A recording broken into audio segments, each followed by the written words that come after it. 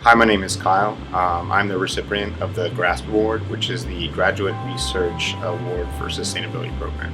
So I submitted a grant application for the GRASP Award to fulfill my research in bioengineering, but also meet some of the needs of the food sustainability issues that America and the rest of the world are facing. Very simply put, we're 3D printing food.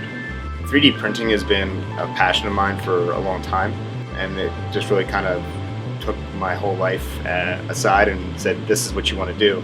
And I also had a big biology background, so I decided how can I merge these two things together. My research can help climate action goals in the sense that the resources that are needed to currently feed the population are staggering. The amount of land space that's needed to cultivate livestock, to cultivate feed for that livestock, the waste products that livestock produces, and just the general way in which the livestock are treated. All of those are kind of antiquated techniques that have just been grandfathered in because the infrastructure is there. The way my research, I think, will be able to help is coming up with a new way to process food that's different than the current wasteful ways.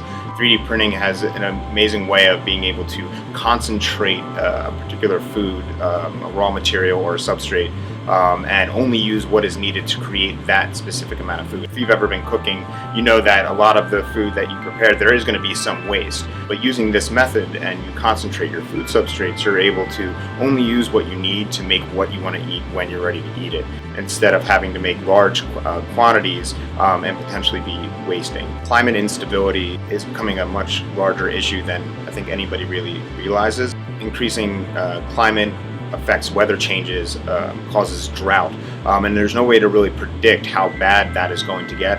And if it does get bad, it's going to directly affect the food supply. So farmers won't be able to grow their crops. Livestock will diminish because there's not enough room or there's not enough food for them to eat.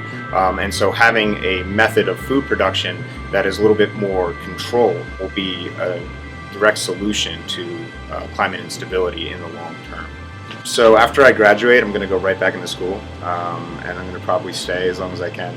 I've worked for a while outside of like an academic environment, and I realized that being in a place where minds are just able to come up with new ideas all the time, and you have the resources of a school and the educational process is really powerful. So the advice I'd give to students who are thinking about applying for the GRASP grant would be find something that you're truly passionate about. So start small within Temple.